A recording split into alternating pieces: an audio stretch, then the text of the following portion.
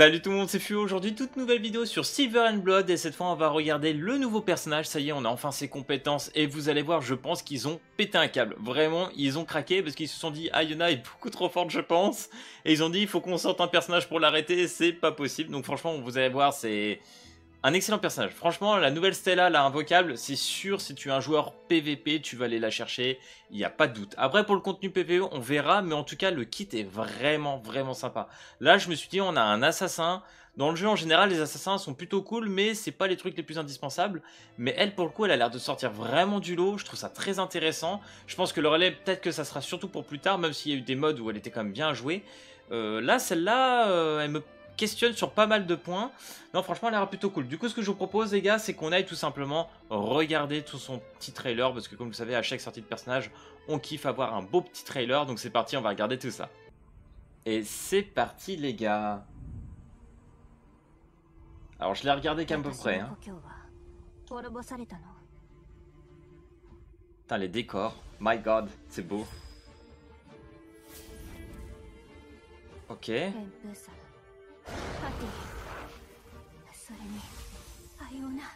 Bon, déjà, il y a du Ayuna, Cleave, tout ça.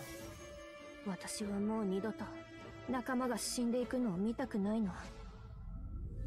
je rappelle, c'est une vampire à nez de sang, tout ça, donc... What the fuck? Ok. Oh.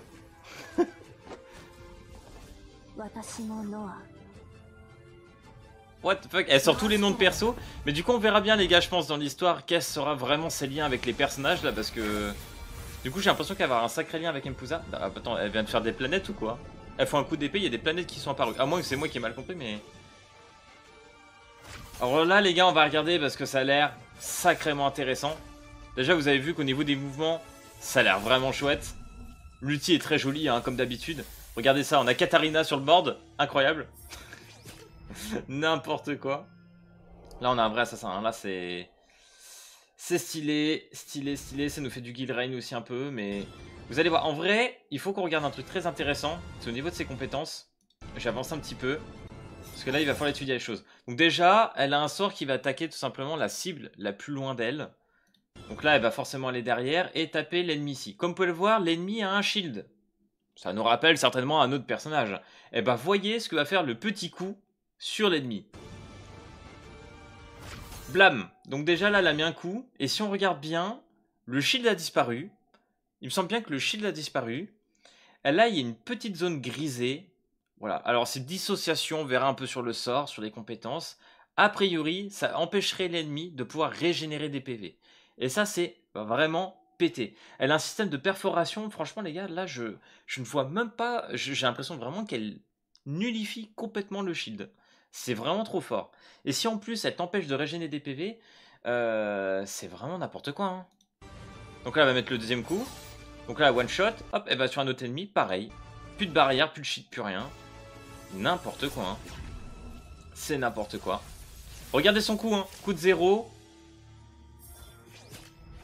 Ah, c'est n'importe quoi. Hein. Elle a un coup de 4 de base, mais en fonction de comment elle joue avec ses compétences, elle peut réduire le coup des ultis. Ça a l'air d'être un sacré personnage, hein, il faut se le dire. Donc les gars, on va regarder tout ça. Allons regarder ses petites compétences à Stella.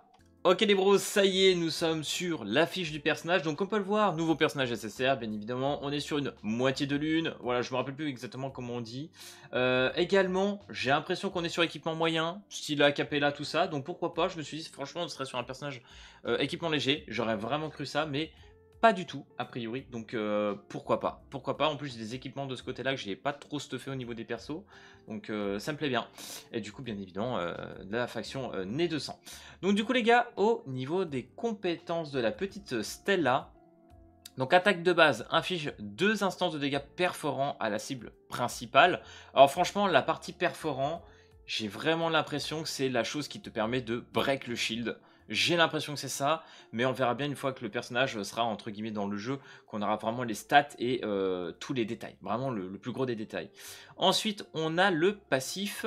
Lorsque les autres compétences de Stella infligent des dégâts et que la dissociation de la cible n'excède pas un certain pourcentage de CPV max, Stella inflige des dégâts perforant supplémentaire.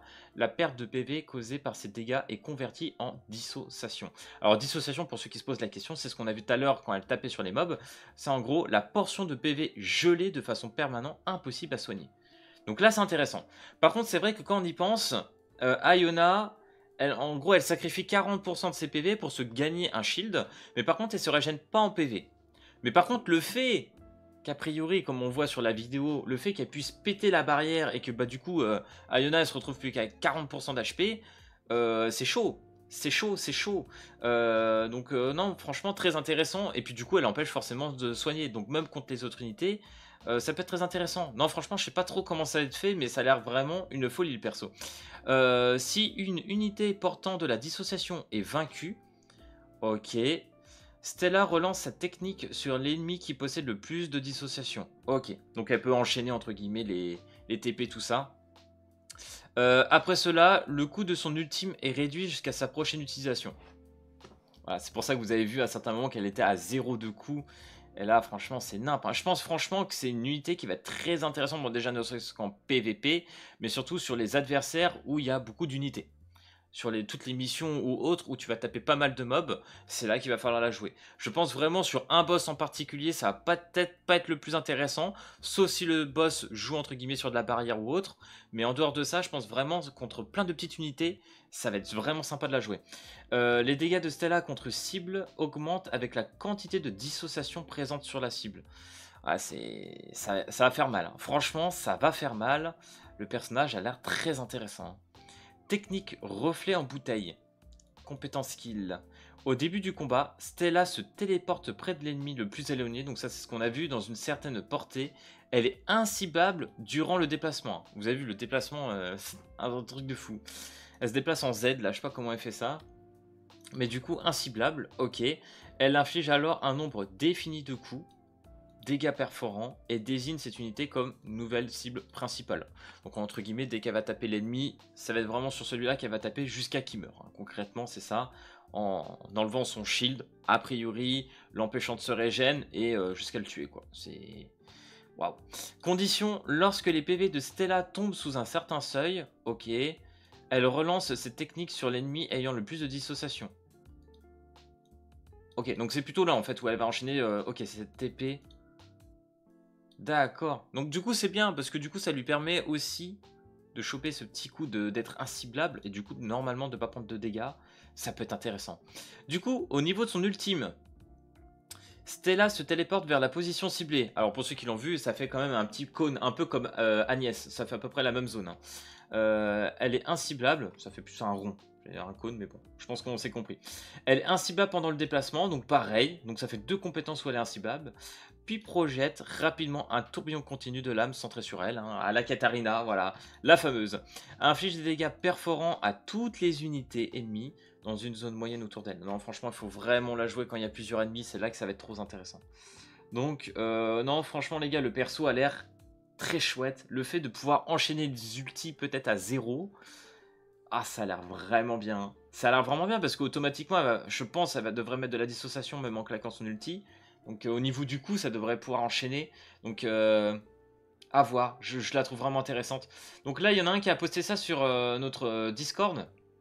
Parce que moi je l'ai pas trouvé la version anglaise. Mais du coup, la petite traduction sur le personnage est très intéressante sur l'utilité entre guillemets. Donc assassin axé dégâts perforants avec une mécanique unique de stase, PV gelé. Donc là, c'est ce qu'on a vu, hein, entre guillemets, tu peux plus te régène. Elle perce efficacement les ennemis sous bouclier. Donc voilà, tous les ennemis qui ont des boucliers, c'est là qu'elle va s'éclater. La stase fige une portion de leur PV, empêchant toute récupération. Très bon DPS contre des cibles isolées ou des groupes d'unités relativement faibles.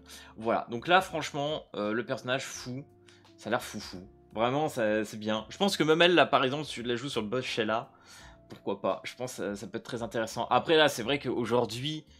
sur le jeu, ne serait-ce que dans le contenu PVE, entre guillemets, avec tout ce qui est boss et tout ce qu'on a l'habitude de jouer, c'est pas le personnage que tu auras le plus besoin. Hein, parce que déjà avec Iona, bah, elle est déjà trop forte. Donc en fait, ça changera rien pour le contenu qu'on a l'habitude de faire, tout ce qui est boss, mausolée, abyss, etc. En vrai, il n'y a pas de souci. Déjà avec Iona, ça suffit.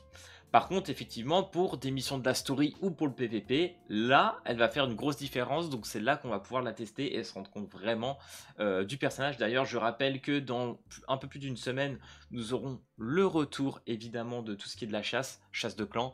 Donc ça peut être intéressant. Ça se trouve, ils vont faire exprès une chasse de clan où elle serait vraiment très intéressante de la jouer. Ce qui pour moi paraît assez évident étant donné qu'ils nous sortent le personnage en vedette. Donc ça serait con de faire une chasse où elle ne serait tout simplement pas intéressante. Donc voilà les gars, j'espère que cette vidéo sur Silver and Blood t'aura plu. Si c'est le cas, n'hésite pas à lâcher le petit pouce bleu et à t'abonner. Et puis moi je te dis à la prochaine vidéo. Allez, peace tout le monde.